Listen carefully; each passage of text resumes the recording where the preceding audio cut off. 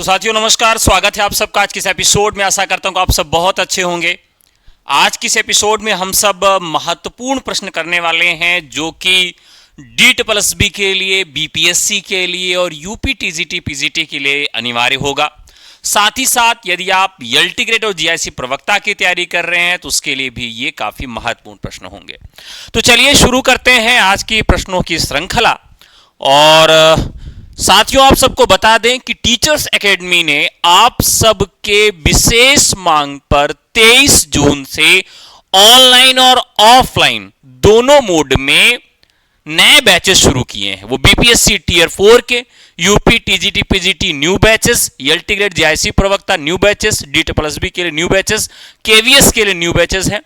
आप सभी विषयों के बैचेस ले सकते हैं GS पेपर 1 के साथ। अगर आप हमारे बैचेस से जुड़ना चाहते हैं, न्यू बैचेस लेना चाहते हैं तो व्हाट्सएप करके जुड़ सकते हैं। हमारा नंबर है 9628 95 92 37।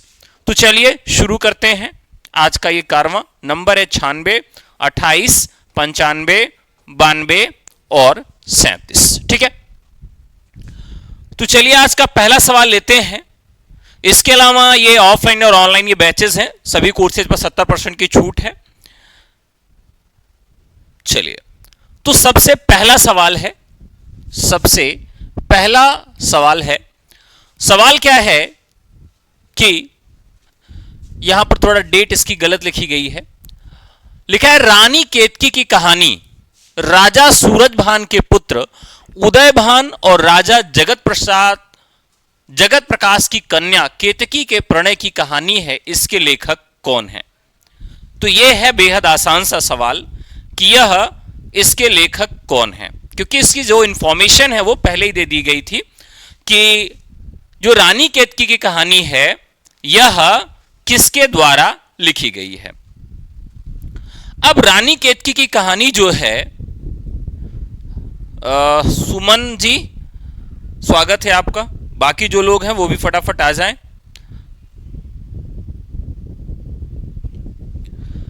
देखिए, रानी केतकी की कहानी, यह जो कहानी है इसे हिंदी साहित्य की पहली गद्य रचना भी माना जाता है। हिंदी साहित्य की पहली गद्य रचना भी इसे माना जाता है। रानी केतकी की कहानी, इसका डेट एग्जैक्ट तो नहीं मिलता, लेकिन 1803 के आसपास यह रचना लिखी जाती है। इसमें रोमांच, युद्ध, जादू टोना भी है। तो कई बार प्रश्न पूछ लिया जाता है कि इसमें क्या क्या मिलता है, तो रोमांच है, युद्ध है और साथ ही साथ इसमें जादू टोना भी मिलता है। तो प्रारंभिक कहानियों में किस कहानी में जादू टोना मिलता है, इस तरह का भी प्रश्न आपसे पूछा जाता है। इस तरह का भी प्रश्न आपसे पूछा जा सकता है। इसकी कहानी काफी कुछ ऐसी मिलती है कि एक राजा हैं और वो जंगल में हिरणी के पीछे पीछे निकल जाते हैं और सुंदर राजकुमारी रानी केतकी उनको मिलती हैं। दोनों एक दूसरे से प्रेम करने लगते हैं। उदयभान को एक राक्षस पकड़ लेता है और केतकी उसे बचाने के लिए निकलती हैं। रास्ते में योगी मिलती हैं और राक्षस को हराने के लिए भभूत देता है। यानी इस तरह की एक कहानी है। इस कहानी में अगर देखें तो नायक नायिका को नहीं बचा रहा है, नायिका नायक को बचा रही है। एक अभी तक भारतीय धारणा में यह है कि स्त्री कैसी होनी चाहिए, बहुत सुंदर होनी चाहिए। आप शादी के लिए देखने जाते हैं, लड़की तो कैसी देखते हैं, बहुत सुंदर होनी चाहिए। और लड़का देखने जाते हैं तो बॉडी सॉडी मतलब विशाल होना चाहिए। क्यों? क्योंकि पुरुष स्त्री की रक्षा कर सके। लेकिन यहां पर इस कहानी में क्या है कि जो स्त्री है वो पुरुष की रक्षा कर रही है। केतकी भभूत का उपयोग करके राक्षस को हराती है और उदयभान को बचा लेती है। यानी यहां पर केतकी के द्वारा उदयभान को बचाया जाता है। जो कथा परंपरा है उस कथा परंपरा के बरक्स से थोड़ा सा अलग दिखाई देता है। ठीक है, ये कहानी किस भाषा में लिखी गई थी? तो कहानी की तो भाषा है हिंदी। लेकिन इस कहानी पर किस भाषा का प्रभाव है, यह भी प्रश्न पूछा जा सकता है। तो हिंदी में लिखा गया है खड़ी बोली में, लेकिन इस पर ब्रज भाषा का प्रभाव है। पूछा जा सकता है कि इस पर किसका प्रभाव है, तो इस पर ब्रज भाषा का प्रभाव मिलता है। ठीक है, तो अगले सवाल की तरफ चलें। तो आप जान गए होंगे इसका पहले का जो उत्तर है इंसा अल्लाह खां। दूसरा, 1871 में प्रकाशित जमींदार का दृष्टांत कहानी के लेखक कौन है? जमींदार का दृष्टांत बहुत महत्वपूर्ण कहानी है। देखिए यहां पर आपके ऑप्शंस क्या हैं? राजा शिव प्रसाद सितारे हिंद, मुंशी नवल किशोर, रेवरेंड जे न्यूटन और इंसा अल्लाह खां। तो यहां पर क्या राइट आंसर होगा? मुंशी नवल किशोर। 1871 में प्रकाशित जमींदार का दृष्टांत कहानी के लेखक कौन है? मुंशी नवल किशोर हैं। देखिए कोई भी तकनीकी समस्या से अगर आपको निजात पाना है तो उसके लिए संस्था ने एक नंबर दिया 8318 48 92 91। अगर आप पेड स्टूडेंट हैं, आपकी कोई समस्या है तो इस नंबर पर आपको व्हाट्सएप करना होता है। ठीक है, चलिए आगे बढ़ते हैं। अगला सवाल है 1800 ईस्वी में प्रकाशित मनोहर कहानी किसने लिखी? यह बहुत ही महत्वपूर्ण सवाल है। देखते हैं कितना लोग सही जवाब देते हैं। प्रश्न है मनोहर कहानी किसने लिखी है?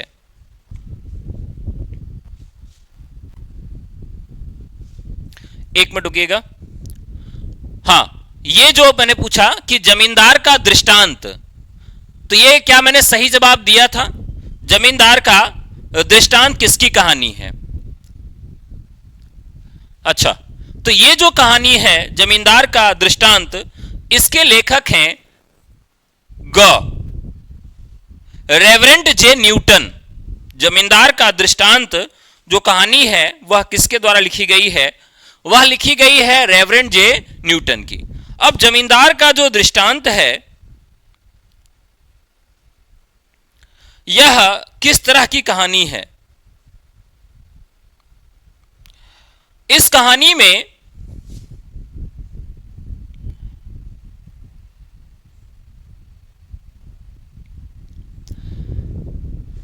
एक बार सभी लोग जो आए हैं फटाफट कमेंट बॉक्स में आ जाएं, वीडियो को शेयर कर दें, टेलीग्राम पर भी शेयर कर दें।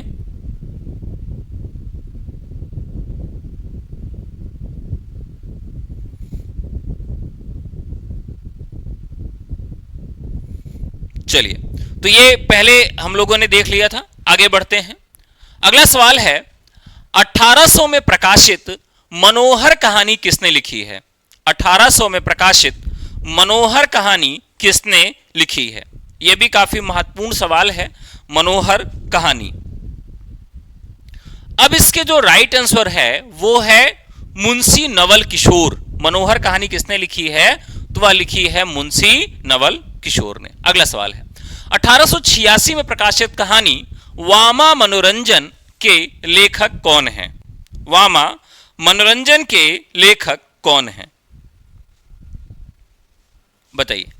दरअसल वामा का मतलब क्या होता है? स्त्री।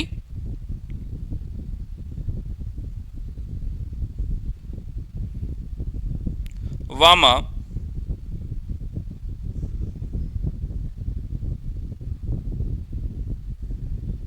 मनोरंजन। तो 4 का ए प्रिशा जी कह रहे हैं। वामा मनोरंजन जो कहानी है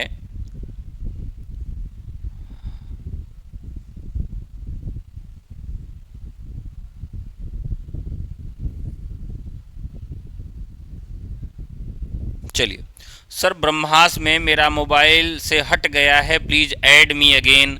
मैं आपसे यही भी बताया, टेक्निकल नंबर दिया कि उस पर आप अपना समस्या बता दीजिए, समाधान हो जाएगा। इस क्लास में तो अभी मैं ऐड नहीं कर सकता प्रिय आपको, अभी मैं पढ़ा रहा हूँ, टेक्निकल चीज़ें मैं करता भी नहीं हूँ, मैं केवल पढ़ाने वाला ही काम जानता हूँ। अभी मैंने आपको बताया, प्लीज़ आप कंसीडर कर लीजिए, ठीक है। चलिए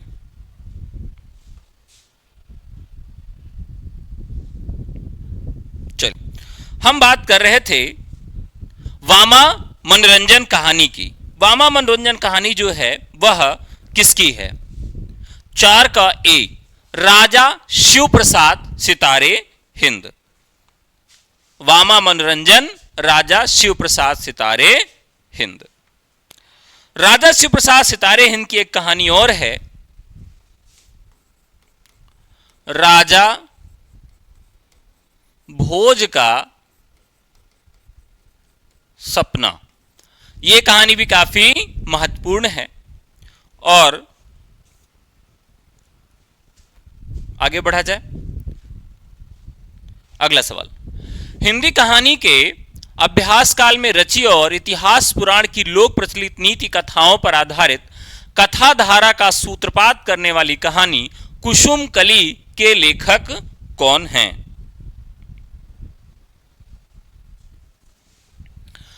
किशोरीलाल गोस्वामी। अब यहां क्या कहा गया है कि इतिहास पुराण की लोक प्रचलित नीति कथाओं पर आधारित धारा का सूत्रपात करने वाली कहानी। हिंदी कहानी जब शुरुआत में आती है तो वो किस्सा गोई पर आधारित होती है। किस्सा गोई यानी उसका एक उद्देश्य था मनोरंजन। मनोरंजन के साथ साथ थोड़ा बहुत उद्देश्य उसका था कि मान लीजिए आपको कुछ ज्ञान प्रदान कर दे। लेकिन बाद में इसका उद्देश्य थोड़ा बहुत बदला भी, और बदलते बदलते आधुनिक काल में देखें तो कहानी अपने एकदम नए रूप में आ जाती है। किशोरीलाल गोस्वामी जो हैं, इनकी जो कहानी है वह कौन सी है? इनकी एक कहानी और मिलती है जो बहुत महत्वपूर्ण है, इंदुमती। इंदुमती जो कहानी है यह किस तरीके से महत्वपूर्ण है?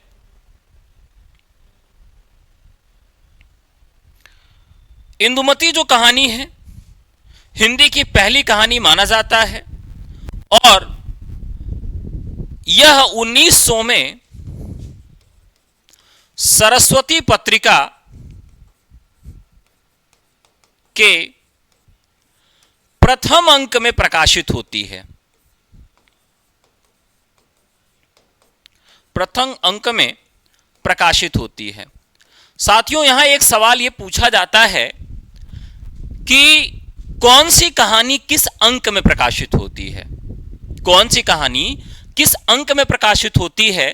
तो इंदुमती कहानी जो है 1900 में सरस्वती पत्रिका के प्रथम अंक में प्रकाशित होती है।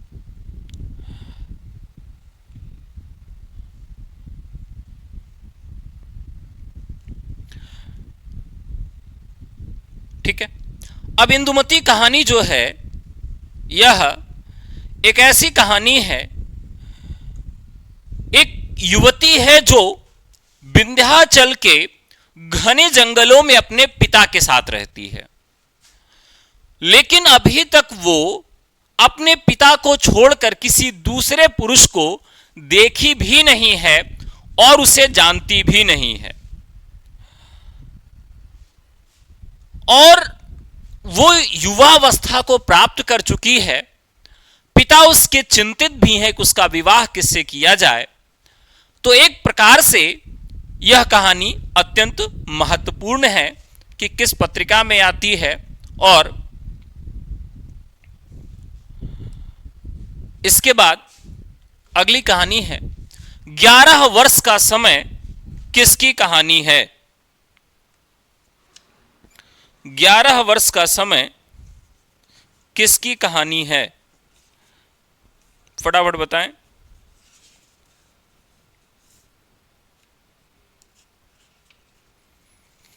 अब यहां पर रामचंद्र शुक्ल जो हैं एक कहानीकार हैं।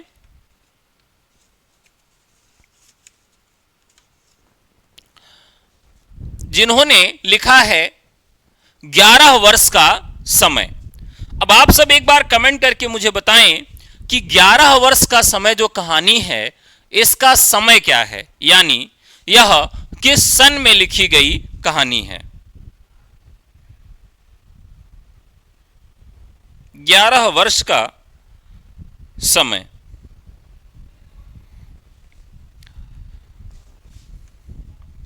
दरअसल इसका नामकरण ऐसा क्यों किया गया?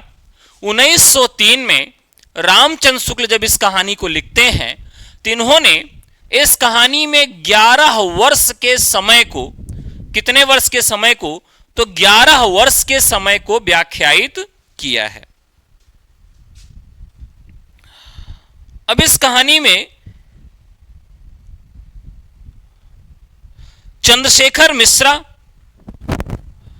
जिसके घर में 11 वर्ष पूर्व शादी का वर्णन यहां पर मिलता है, यानी जो इसके चंद्रशेखर मिश्रा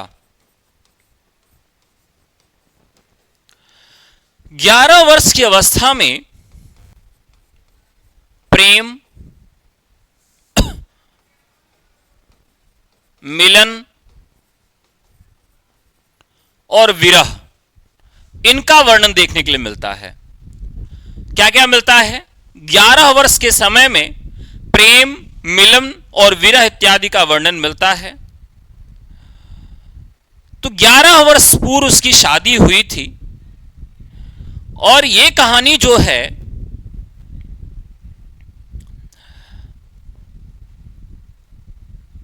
एक सुंदर कहानी का अनुभव आपको देगी निश्चित तौर पर। यह कहानी आप पढ़िए। भोजपुरी का रचनात्मक इस्तेमाल करने वाली दुलाई वाली कहानी किसने लिखी है? कहानी का नाम क्या है? दुलाई वाली।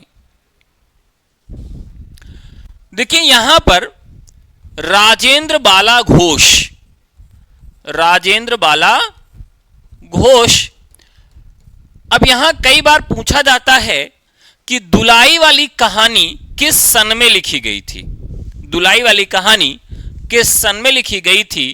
तो यह कहानी 1907 में लिखी गई थी। ठीक है, 1907 में लिखी गई थी कहानी। और राजेंद्र बाला घोष और बंग महिला, इन्होंने एक कहानी संग्रह लिखा है। तो कई बार पूछा जा सकता है कि इन्होंने कौन सा कहानी संग्रह लिखा है। बंग महिला ने कौन सा कहानी संग्रह लिखा है? तो इन्होंने लिखा है कुसुम संग्रह। इनका एक कहानी संग्रह है जिसका नाम है कुसुम संग्रह। कहानीकार महिलाओं में इनका नाम पहले आपको देखने के लिए मिलता है।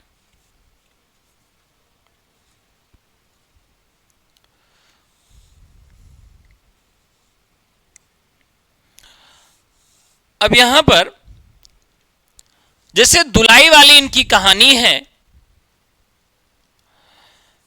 यह किस तरह की कहानी है? तो यह हास्य रस से लबरेज कहानी है। पूछा जा सकता है कि जो यह कहानी 1907 में आती है, इसका वर्ण विषय किस प्रकार का था? तो यह पहली बार पति के संग रेल में सफर करने वाली एक स्त्री की कहानी है। पहली बार पति के संग रेल में यात्रा करने वाली एक पत्नी की कहानी को इसमें मानसिक दशा का वर्णन किया गया है। ठीक है, तो इस प्रकार से काफी महत्वपूर्ण कहानी हो जाती है। एक टोकरी भर मिट्टी के रचनाकार कौन है?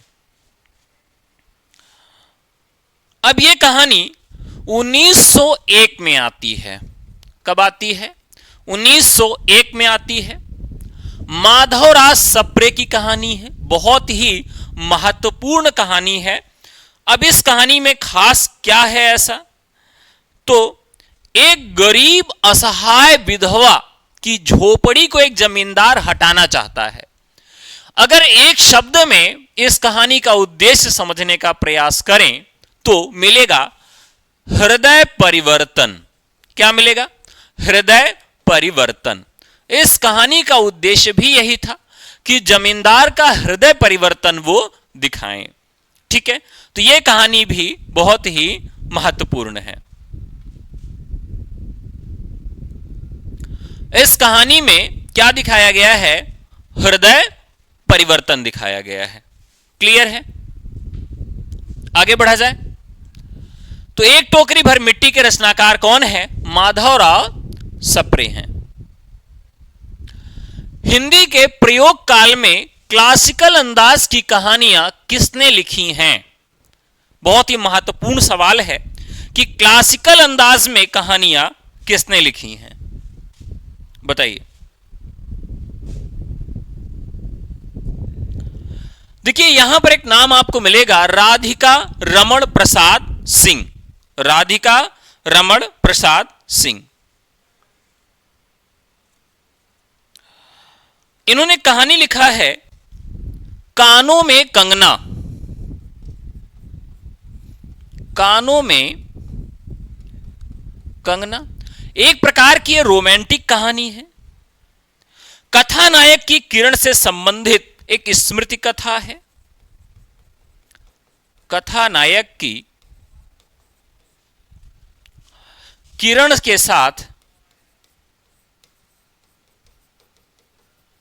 एक स्मृति कथा है। नायक क्या था? पत्नी से सारी चीजें मांग मांग कर बेच दे रहा था। उसके पास कोई गहना नहीं बचा था, कोई आभूषण नहीं बचा। अंत में जब वो अपना कंगना उतार के देती है तब उसको स्मरण हो आता है कि अरे मैं क्या कर रहा था, किसके चक्कर में पड़ के मैं परेशान था। उसको अपने पुराने प्रेम की याद आ जाती है कानों में कंगना की वजह से। ये कहानियां क्या है? क्लासिकल अंदाज में लिखी गई है। एक रोमांटिक कहानी है और इसके साथ साथ उस समय की जो दशा उसको भी दिखाया गया है कि पुरुष किस प्रकार से पत्नी के सिवा भी पराय स्त्री पर सर्वस्व न्यौछावर करने के लिए तैयार रहता था, वेश्यागामी होता था और उससे परिवार के ऊपर क्या प्रभाव पड़ते थे। ये सारी बातें इस कहानी के माध्यम से दर्शाने का प्रयास लेखक ने किया है। सन 1916 में सरस्वती में प्रकाशित किस कहानी में प्रेमचंद हिंदी कथा साहित्य में स्थापित हो गए? विचित्र होली, पंच परमेश्वर, बड़े घर की बेटी या फिर नमक का दरोगा? तो यह काफी महत्वपूर्ण कहानी है। प्रेमचंद ने लगभग 300 कहानियां लिखी और ये 300 कहानियां मानसरोवर जो उनका कहानी संग्रह है यह 8 भागों में विभक्त है। कितने भागों में? 8 भागों में। और इनका पहला कहानी संग्रह 1908 में आता है सोजे वतन के नाम से। सोजे वतन के नाम से, जिस पर अंग्रेजों ने देशद्रोह का केस लगाकर उसे जब्त कर लिया था। देशद्रोह का केस लगाकर उसको क्या कर लिया? जब्त कर लिया था। तो सोजे वतन जो है एक महत्वपूर्ण कहानी संग्रह, इसमें 5 कहानियां थी, जिसमें सबसे महत्वपूर्ण कहानी थी संसार का सबसे अनमोल रतन। संसार का सबसे अनमोल रतन। इन कहानियों में क्या था कि देशभक्ति और राष्ट्रभक्ति को दिखाया गया था, जिससे अंग्रेज डरे हुए थे कि कहीं इस कहानी को पढ़कर भारत में लोग क्रांति न कर बैठें। तो इस दृष्टि से यह कहानी बहुत ही महत्वपूर्ण हो जाती है। प्रेमचंद की जो कहानियां हैं उन कहानियों को हम 3 वर्गों में विभाजित कर सकते हैं। प्रेमचंद की कहानियों को हम 3 वर्गों में विभाजित कर सकते हैं। प्रथम वर्ग, द्वितीय वर्ग और तृतीय वर्ग। प्रथम वर्ग की जो कहानियां हैं उन कहानियों की शुरुआत हम 1915 से 1920 तक करते हैं। 1915 से 1920 तक करते हैं, जिसमें हम शुरुआत करते हैं किससे? पंच परमेश्वर से। पंच परमेश्वर नमक का दरोगा, बड़े घर की बेटी, रानी सारंधा, राजा हौलदार इत्यादि कहानियां इस वर्ग में आती हैं। यानी प्रथम वर्ग की कहानियों में पंच परमेश्वर कहानी आ जाती है। ठीक है, यानी पहली कहानी अगर देखें, पहले वर्ग की कहानी अगर देखें तो इसमें यह कहानी आपको देखने के लिए मिल जाती है। प्रेमचंद के विषय में और थोड़ी बहुत जानकारी आपको होनी चाहिए और साथ ही साथ कुछ महत्वपूर्ण जो पात्र हैं वो भी पात्र आपको मालूम होने चाहिए। ठीक है, इसके साथ साथ किस खंड में कौन सी कहानी है यह भी कई बार पूछ लिया जाता है कि किस भाग में कौन सी कहानी मिलती है। ठीक है, जैसे अगर हम बात करें मानसरोवर भाग 1 में कौन सी महत्वपूर्ण कहानियां प्रेमचंद के द्वारा लिखी गई हैं, तो जिसमें ईदगाह, बड़े भाई साहब,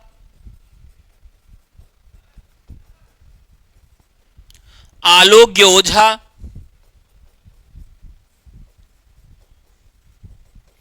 बड़े भाई साहब, आलोक्य ओझा, नशा,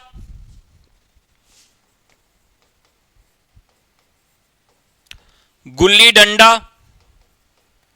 ये कालजयी कहानियां हैं जो पहले वर्ग में आती हैं। इसी तरीके से कहानी इनकी इसमें और बहुत चर्चित हुई थी, घास वाली कहानी भी जो है वो पहले वर्ग में ही आती है। ठीक है, एक कहानी लेकर लोग कंफ्यूज भी हो जाते हैं। कहानी का नाम है गिला, गिला करूं, या एक गाना भी है ना गिला को लेकर, तो ये कहानी भी इनके पहले वर्ग की कहानियों में ही आ जाती है। सामाजिक विसंगति और धार्मिक पाखंडों की सच्चाई का यथार्थवादी वर्णन करने वाली कहानियां मुक्ति मार्ग और बाबा जी का भोग किसने लिखा है? आशा करता हूं कि आप सब सही जवाब देंगे। प्रश्न संख्या 11 बताएं, कहानी का नाम क्या है? मुक्ति मार्ग और बाबा जी का भोग। विश्वंभर नाथ शर्मा कौशिक, सुदर्शन, प्रेमचंद या फिर जयशंकर प्रसाद? प्रेमचंद जो हैं इन्होंने 300 करीब कहानियां लिखी और जिसमें 2 कहानी यह प्रेमचंद की ही है, मुक्ति मार्ग और बाबा जी का भोग। इनकी कुछ कहानियां ऐसी हैं जिन कहानियों के पात्र भी परीक्षा के दृष्टिकोण से अत्यंत महत्वपूर्ण हो जाते हैं। अब उन कहानियों में अगर हम देखें तो जैसे इनकी एक कहानी है आलोक्य ओझा, तो आलोक्य ओझा का मुख्य पात्र आपसे पूछा जाएगा। आलोक्य ओझा का जो मुख्य पात्र है उसका नाम क्या है? पन्ना, ये इसका मुख्य पात्र है। इसी तरीके से एक कहानी है जिसका नाम है गुल्ली डंडा। गुल्ली डंडा, तो गुल्ली डंडा में जो कथा नायक है उसका जो रूप है वो इंजीनियर का है, वो इंजीनियर था। और जो मुख्य पात्र है इसमें दूसरा वो है गया। दोनों बचपन के मित्र रहते हैं और बाद में एक समय बाद वो फिर आता है और चाहता है कि मैं इसके साथ गुल्ली डंडा खेलूं। तो यह बहुत ही महत्वपूर्ण कहानी है। इसी तरीके से जयशंकर प्रसाद की कुछ कहानियां हैं जिनके पात्र आपसे पूछे जा सकते हैं, जो बहुत महत्वपूर्ण कहानियां हैं। जयशंकर प्रसाद, चंद्र शर्मा गुलेरी के भी पात्र कई बार पूछे जाते हैं। अब जैसे एक कहानी है जो अभी हम लोगों ने बात किया था, कहानी का नाम है 11 वर्ष का समय। जिसमें कोई भी पात्र का नाम नहीं है। पूछा जा सकता है कि इनमें से किस कहानी में कहानी के किसी पात्र का नाम ही नहीं रखा गया। जैसे कथावाचक, मित्र और स्त्री। अब इसमें क्या है, पात्र नहीं है, पात्रों का नामकरण नहीं है। ठीक है, इसी तरीके से अगले सवाल की तरफ बढ़ेंगे। प्रतिध्वनि, आकाशदीप, इंद्रजाल, छाया आदि कहानी संग्रह किस प्रसिद्ध कहानीकार के हैं? कहानी बहुत आसान है इनकी, जयशंकर प्रसाद की जो कहानियां हैं। अब इनकी कहानियों पे भी बात करेंगे। तो इनकी कहानियों में सबसे पहली अगर हम कहानी बात करें तो छाया।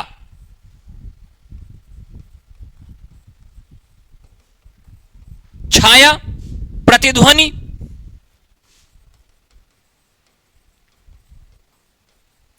आकाशदीप,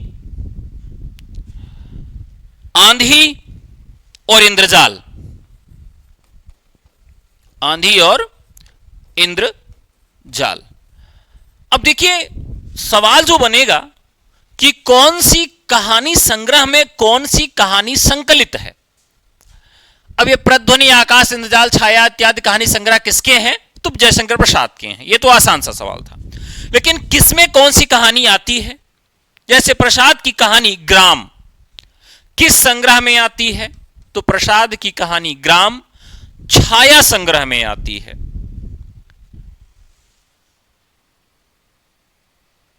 रसिया बालम ना, रसिया बालम। बालम को क्या कहा जाता है? रसिया कहा जाता है। क्यों कहा जाता है बालम को रसिया? कि बालम अगर रसिया नहीं होगा तो पत्नी उसके साथ रहेगी, छोड़ के भाग जाएगी। जिसको आप रसिया कहते हैं, आज रोमांटिक शब्द है कि भाई हमारे पति बहुत रोमांटिक हैं। एक समय ऐसा था कि रोमांटिक शब्द ही नहीं था।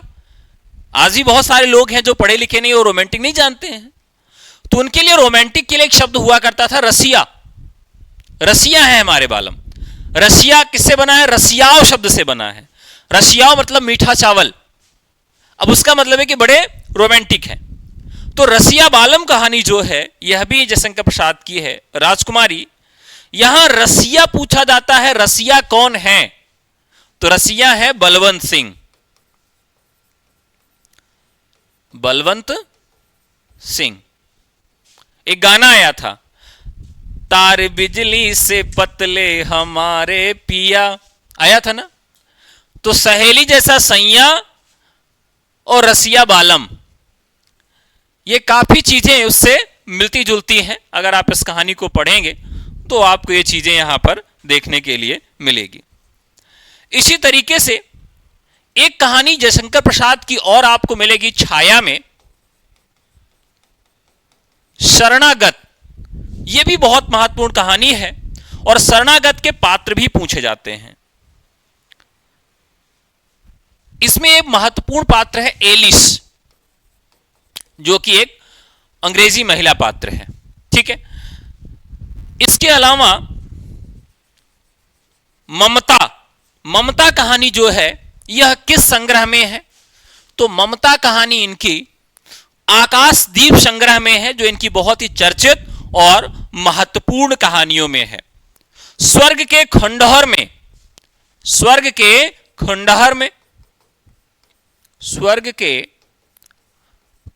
में यह भी कहानी कहां देखने के लिए मिलती है? आकाशदीप में देखने के लिए मिलती है। छोटा जादूगर बहुत महत्वपूर्ण कहानी है। यह कहां मिलती है? तो छोटा जादूगर जो कहानी है, छोटा जादूगर जो कहानी है वह इंद्रजाल में मिलती है। और छोटा जादूगर जो कहानी है इसमें बालक, विकास और माता तीन पात्र हैं। बहुत ही महत्वपूर्ण और प्यारी कहानी है। एक कहानी इनकी है नूरी, आपने कई बार पढ़ा होगा। यह भी कहानी जो है वह इंद्रजाल के अंतर्गत मिलती है। ठीक है, चलिए आगे बढ़ते हैं। मनुष्य की कुत्सित प्रवृत्तियों, सामाजिक शोषण और अनाचार का बेलाग वर्णन करने वाला कहानीकार कौन है? संगीता जी, प्रिशा, छाया, सीमा, सुमन, मंजू, स्वागत है सबका। मनुष्य की कुत्सित प्रवृत्तियों, सामाजिक शोषण और अनाचार का बेलाग वर्णन करने वाला कहानीकार कौन है? देखिए, यहां पर एक कहानीकार है पांडे बेचन शर्मा उग्र। इन्हें प्रकृतिवादी उपन्यासकार भी कहा जाता है। साहित्य में जिन शब्दावलियों और जिन कथाक्रमों को श्लील माना जाता था, उसको भी इन्होंने इसमें जगह दिया है। ठीक है, तो अगर हम पांडे बेचन शर्मा उग्र की बात करें तो इसी प्रकार के एक कहानीकार माने जाते हैं ये। ठीक है, आगे बढ़ा जाए। भारतेंदुगीन खड़ी बोली गद्य की चर्चित रचना सुख सागर किसने किया है?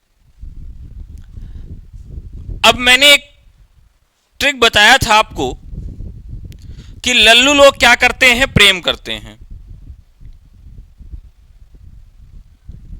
और सदा सुखी रहने वाले लोग सुख सागर में रहते हैं। यह खड़ी बोली गद्य की शुरुआती रचना मानी जाती है। खड़ी बोली गद्य की यह शुरुआती रचना मानी जाती है।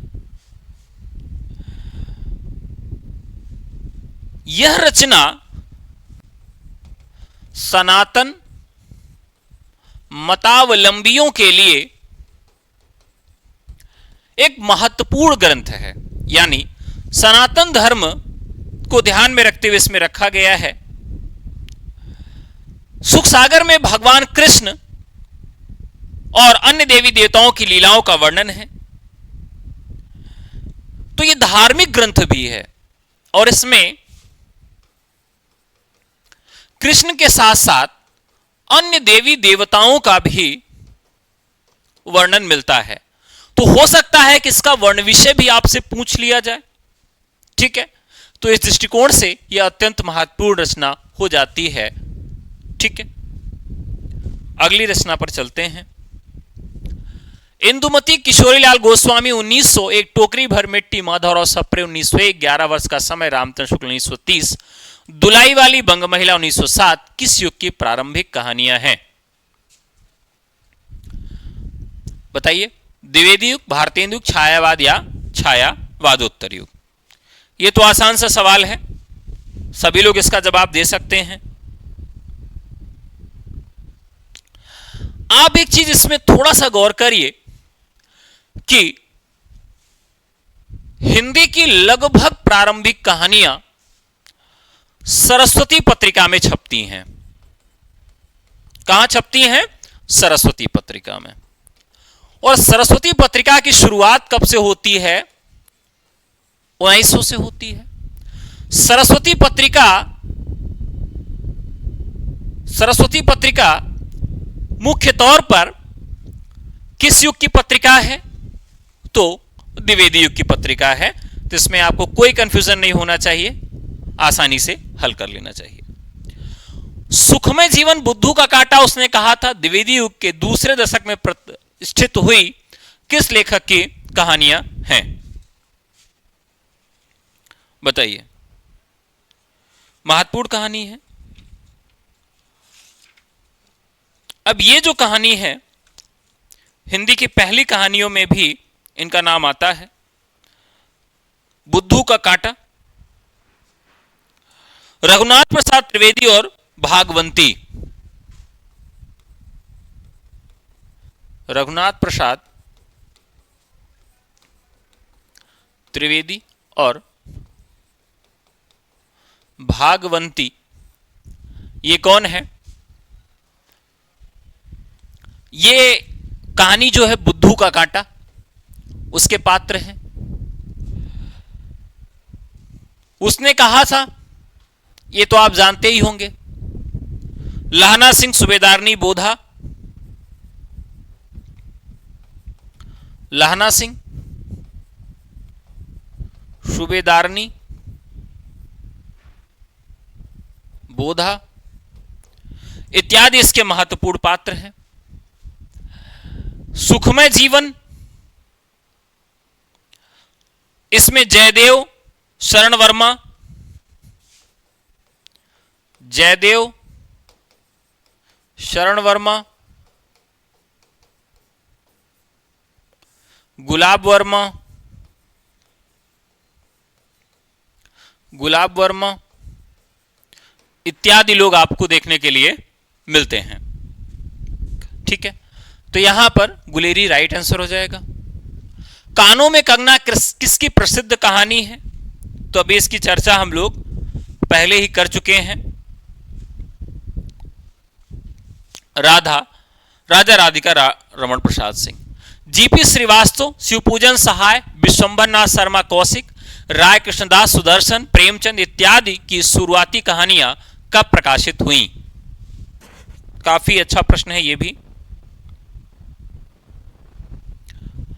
तो ये सारी कहानियां द्विवेदी युग के द्वितीय दशक में, द्विवेदी युग के द्वितीय दशक में इनकी कहानियां आती हैं। भगवती प्रसाद वाजपेयी, राहुल सांकृत्यान, सुभद्रा कुमारी चौहान, शिवरानी देवी, चंद्रगुप्त विद्यालंकार इत्यादि उल्लेखनीय कहानीकारों ने अपना कहानी लेखन किस काल में प्रारंभ किया? किस काल में प्रारंभ किया?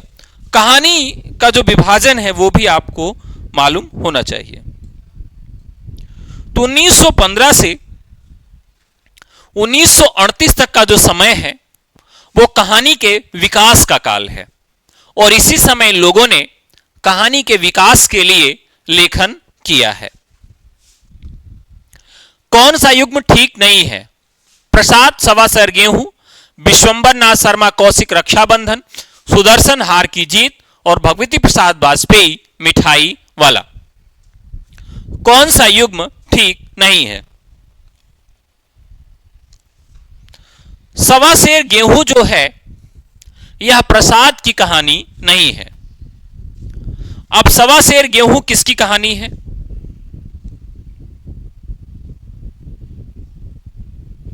तो सवा सेर गेहूं जो कहानी है प्रेमचंद की कहानियों में बहुत ही अद्वितीय कहानी है, और इसमें एक गरीब किसान है शंकर, जो एक किसान है और वो सवा सेर गेहूं जो है एक साधु को देता है। किसको देता है? एक साधु को उधार देता है, फिर उस पर लगने वाले ब्याज और कर्ज के बोझ तले दब जाता है,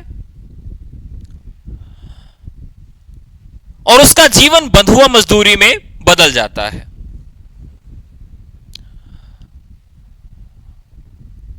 अब महाराज से सेवा, यानी वो यहां दिखाया गया है कि किस प्रकार से जो जमींदारी प्रथा थी, जो महाजनी सभ्यता थी, वो किस प्रकार से शोषण कर रही थी कि सवा सेर गेहूं के बदले उसका जीवन ब्याज तले दबता हुआ एक ऐसी स्थिति में पहुंच जाता है कि वो बंधुआ मजदूर बन जाता है।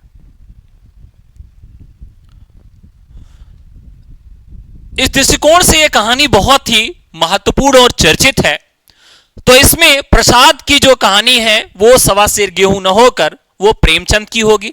बाकी विश्वंभर नाथ शर्मा कौशिक रक्षाबंधन, सुदर्शन हार की जीत, भगवती प्रसाद वाजपेयी मिठाई वाला। अगला, कौशिक, सुदर्शन, भगवती प्रसाद वाजपेयी, ज्वाला दत्त शर्मा किस स्कूल के कहानीकार माने जाते हैं?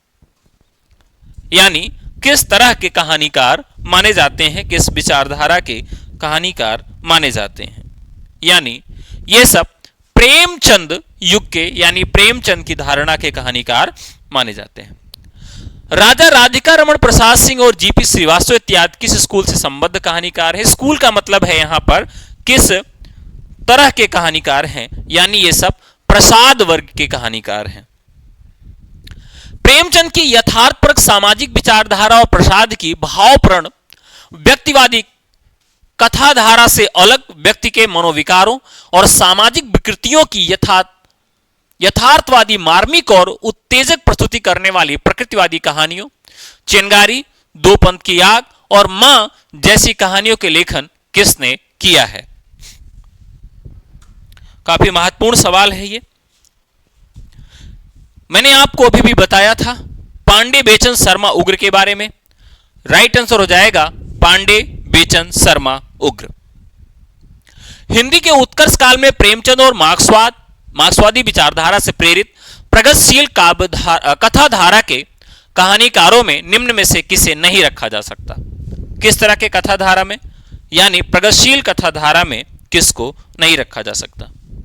यशपाल हैं प्रगतिशील, रांगे राघव भी हैं, भैरव प्रसाद गुप्त भी हैं, जबकि जयशंकर प्रसाद जो हैं वह किसी धारा में बंध कर कहानी का लेखन या कथा लेखन या काव्य का लेखन नहीं करते हैं। इलाचंद जोशी, जैनेन्द्र अज्ञे इत्यादि व्यक्तिवादी कहे जाने वाले और मनुष्य के मन की सच्चाइयों को कथा विषय बनाने वाले कहानीकार किस धारा के हैं? यह तो आसान सा सवाल है, सभी लोग निश्चित रूप से इसका जवाब दे देंगे, यानी मनोविश्लेषणवादी कथाकार। प्रेमचंद के बाद किस प्रसिद्ध कहानीकार ने फूल की चोरी, कर्मफल, पर्दा, फूलों का कुर्ता, धर्मरक्षा, करवा का व्रत और पतिव्रता जैसी कहानियों में आर्थिक शोषण एवं सामाजिक विसंगतियों और समाज पर पड़ने वाले उसके दुष्प्रभावों का चित्रण किया है? यह भी काफी महत्वपूर्ण सवाल है। अब यहां एक आया है प्रश्न, फूलों का कुर्ता। अब यहां फूलों कौन है? फूलों फूल नहीं है, फ्लावर नहीं है, फूलों मतलब एक लड़की का नाम है। किसकी कहानी है ये सब? तो ये प्रगतिशील कहानीकार है यशपाल। शहरी परिवेश का चित्रण करने वाली प्रारंभिक महत्वपूर्ण कहानियां, सपने का अंत तथा सिविल लाइंस का कमरा किस प्रगतिशील कहानीकार की कथा प्रतिभा का साबूत हैं? तो ये भैरव प्रसाद गुप्त हैं। राइट आंसर हो जाएगा। दोनों कहानियां पूछी गई हैं, सपने का अंत भी और सिविल लाइंस का कमरा भी। मनुष्य की दमित प्रवृत्तियों, अपूर्ण इच्छाओं, अहंकार, जलन, अविश्वास इत्यादि का सूक्ष्म और सांकेतिक वर्णन प्रतीकात्मक शैली में किसने किया है? तो मनोविश्लेषणवादी कथाकार ही इस तरह की रचना धर्मिता कर सकता है। मनुष्य की दमित प्रवृत्तियां फ्रायड के मनोविश्लेषणवाद पर आधारित हैं। हम जो अपने वास्तविक जीवन में चीजें नहीं कर पाते हैं, जो हमारी चेतनाएं, कल्पनाएं दमित हो जाती हैं, उसे हम फैंटेसी में करना चाहते हैं। इस प्रकार से दमित प्रवृत्तियों का, उनकी अपूर्ण इच्छाओं का, अहंकार और जलन का, अविश्वास इत्यादि का सूक्ष्म और सांकेतिक वर्णन हमें कहां मिलता है? तो जैनेन्द्र के यहां देखने के लिए मिलता है।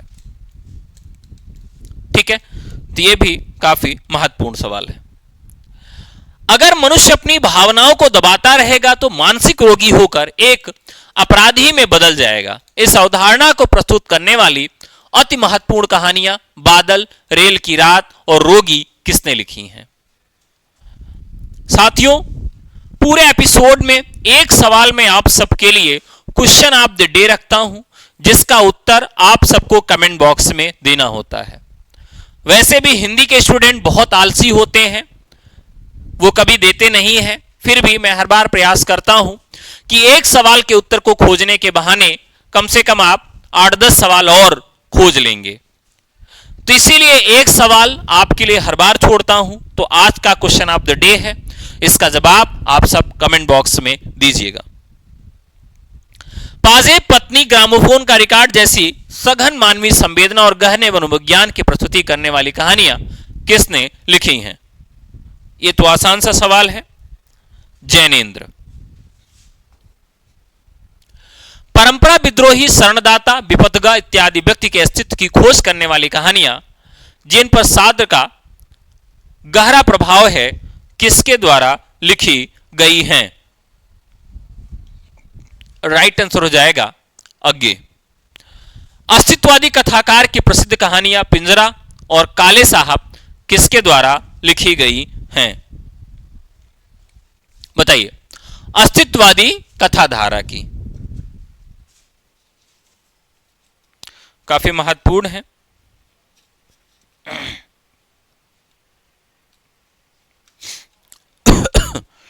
किस तरह की कहानी है? अस्तित्ववादी है।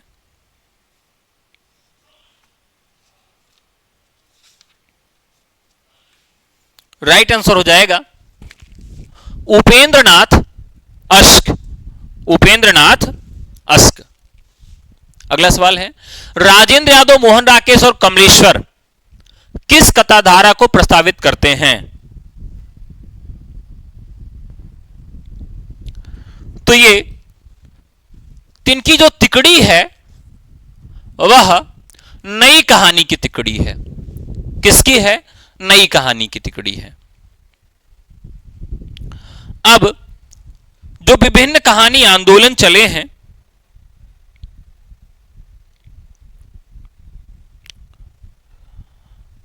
कहानी आंदोलन किसके द्वारा कौन सा चलाया गया?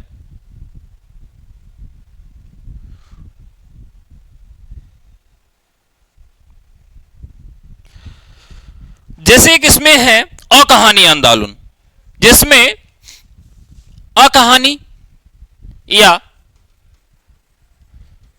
समकालीन कहानी आंदोलन जो होता है वो 1960 के आसपास चलता है।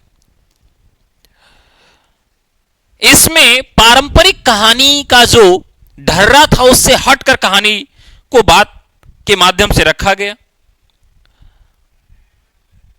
जीवन की निरर्थकता, अलगाव, इस पर केंद्र बनाया गया अकहानी आंदोलन में। सचेतन कहानी आंदोलन जो है व्यक्ति के भीतर की चेतना, व्यक्ति के भीतर की चेतना को व्याख्यायित करने का प्रयास किया गया। जनवादी कहानी आंदोलन जो है 1970 के आसपास न्याय, शोषण और आंदोलन जैसे विषयों को केंद्र में रखकर कहानियां लिखी गई हैं। इन कहानियों के जो आंदोलन करता हैं वो तो आपको याद रखना ही है। जैसे नई कहानी में राजेंद्र यादव, मोहन राकेश और कमलेश्वर 1956 के आसपास। आ कहानी में गंगा प्रसाद विमल, गंगा प्रसाद विमल। अब देखिए, आ का मतलब होता है विलोम, बुरा, कुछ उल्टा। तो अगर उसको कोई उल्टा है, कोई विलोम है, कुछ गड़बड़ हो रहा है तो क्या करेंगे? कह दिया जाओ गंगा नहा लो। तो गंगा प्रसाद विमल। सचेतन कहानी 1964 महीप सिंह। मही का मतलब धरती, महीप सिंह सचेतन कहानी। कोई अगर सचेतन है तो वो मही पर रहेगा। सहज कहानी 1968 अमृत राय। अब जो व्यक्ति अमृत पिएगा बहुत सहज रहेगा, उसके अंदर कोई एटीट्यूड नहीं रहेगा, ऐसे याद रखेंगे। समानांतर कहानी 1972 कमलेश्वर।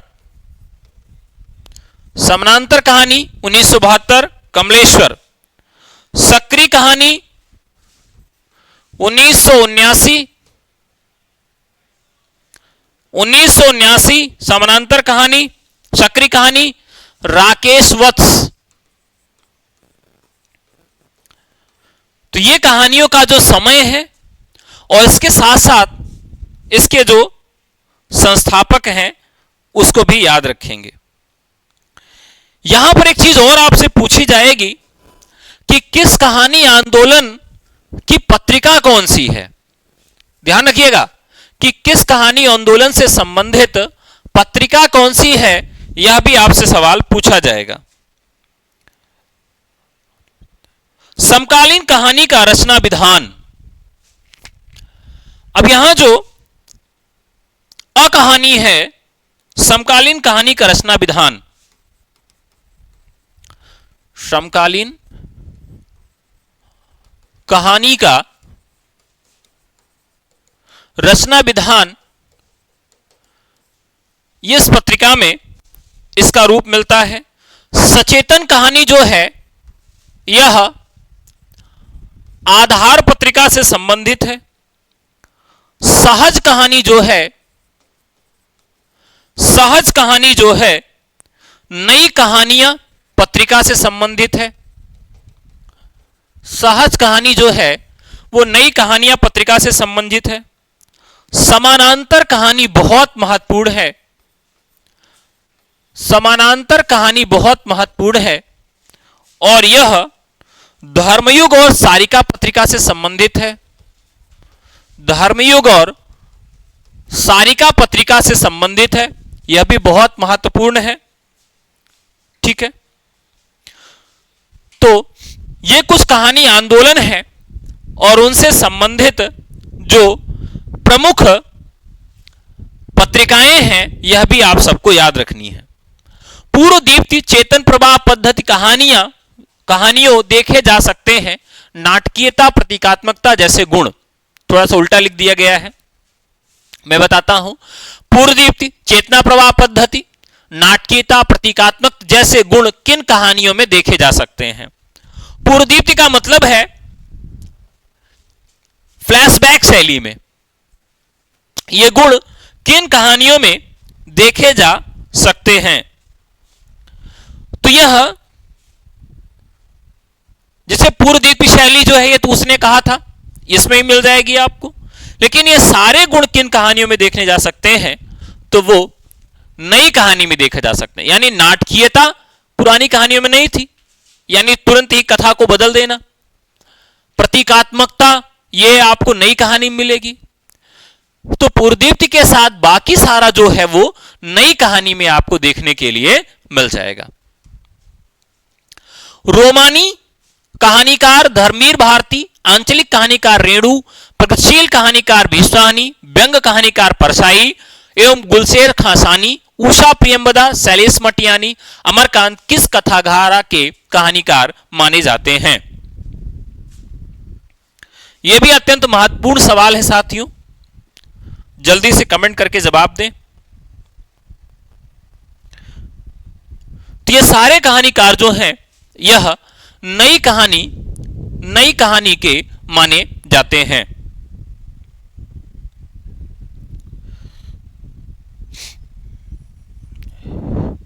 अब नई कहानी की प्रमुख प्रवृत्तियां नई कविता की बहुत महत्वपूर्ण है, याद ही रखना है आपको। नई कहानी की प्रमुख प्रवृत्तियां विशेषताएं क्या हैं।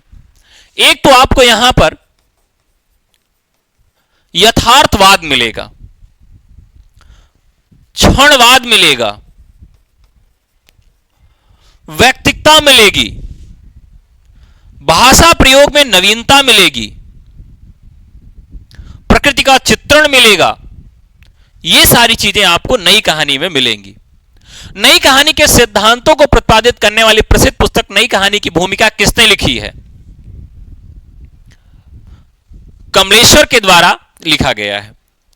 अमरकांत, उषा प्रियंवदा, कृष्णा बलदेव बैद, कृष्णा सुबती, कमलेश्वर भारती, निर्मल वर्मा, प्रयाग शुक्ल, भीष्मानी, मन्नू भंडारी, मार्कंडे, मोहन राकेश, रघुवीर सहाय, रमेश बख्शी, रामकुमार शानी, शिव प्रसाद सिंह, शेखर जोशी, शैलेश मटियानी, हरशंकर परसाई जैसे महत्वपूर्ण कहानीकार और उनकी प्रतिनिधि कथा रचनाओं को अत्यंत महत्वपूर्ण संकलन एक दुनिया समानांतर को किसने संपादित किया।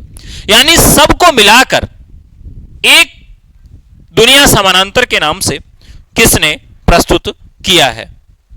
तो राइट आंसर हो जाएगा कमलेश्वर। मनुष्य का समग्र और संपूर्ण रूप प्रस्तुत करने वाली सचेतन कहानी आंदोलन का प्रस्तावक कौन है?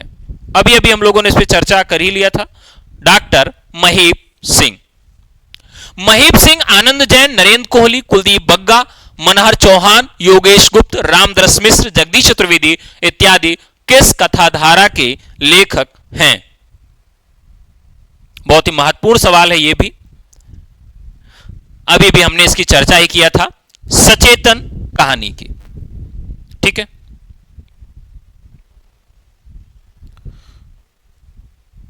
सचेतन कहानी क्या है? इसमें क्या होता है कि एक कॉन्शियस स्टोरी कहा जाता है। इसे अंग्रेजी में क्या कहा जाता है? कॉन्शियस स्टोरी कहा जाता है सचेतन कहानी को। कॉन्शियस स्टोरी में क्या होता है कि एक कहानी होती है जो समाज में जागरूकता और चेतना पैदा करने के उद्देश्य से लिखी जाती है। इसमें मानवीय संघर्ष, सामाजिक अन्याय, जीवन की कठोर सत्य जैसे विषयों को शामिल करके लेखक स्पष्ट और प्रत्यक्ष रूप में व्यक्त करता है। सांस्कृतिक और सामाजिक मुद्दे होते हैं, व्यक्तिगत अनुभव होता है, प्रार्थनात्मक और संघर्ष होता है, सामाजिक जिम्मेदारी, स्पष्ट संदेश, गहरा विश्लेषण, यथार्थवादी चित्रण इत्यादि के माध्यम से लोगों तक अपनी बात को पहुंचाने का काम किया जाता है। पूर्व प्रचलित मान्यताओं, मर्यादाओं और मूल्यों को नकार कर अपने समाज में व्याप्त पीड़ा, कुंठा, अजनबीपन इत्यादि का चित्रण करने वाले गंगा प्रसाद बिमल, दूधनाथ सिंह, रवींद्र कालिया, श्रीकांत वर्मा, जगदीश चतुर्वेदी, राजकमल चौधरी, महेंद्र भल्ला इत्यादि कहानीकार किस कथाधारा के लेखक हैं? बहुत ही महत्वपूर्ण है। कहानी संग्रह है ये। कहानी जो है यह है अकहानी। राइट आंसर हो जाएगा अकहानी। तो अकहानी के लिए मैंने आपको बताया था गंगा प्रसाद विमल,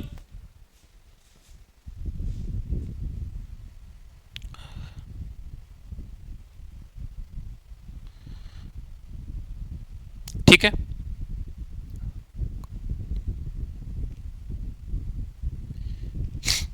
अकहानी जो है इसे एंटी स्टोरी भी कहा जाता है। अंग्रेजी में इसे क्या कहा जाता है? एंटी स्टोरी कहा जाता है। और एक साहित्यिक आंदोलन है जो नई कहानी के विरुद्ध चलता है। किसके विरोध में चलता है? एंटी स्टोरी जो आंदोलन था वो नई कहानी के विरोध में चलता है। यह आंदोलन जीवन के प्रति नकारात्मक दृष्टिकोण, मूल्यों के प्रति अनादर और परंपराओं को नकारने की विशेषता रखता है। जीवन मूल्यों का तिरस्कार यहां देखने के लिए मिलता है, परंपरा का नकार मिलता है। इसमें जो भी परंपरा चली आ रही है उसको जो है नकारता है, ये उन परंपराओं को स्वीकार नहीं करता है। ये मानता है कि परंपराएं शोषण करती हैं। इसमें क्या है? यौन उन्मुक्तता मिलती है। यौन चित्रण बहुत खुलेआम देखने के लिए मिलता है, जिसको कहानी में मौका नहीं मिलता था, जगह नहीं मिलती थी। शिल्पगत अमूर्तता भी है। और इस कहानी का जो सबसे महत्वपूर्ण अंक है वह है निरर्थक बोध,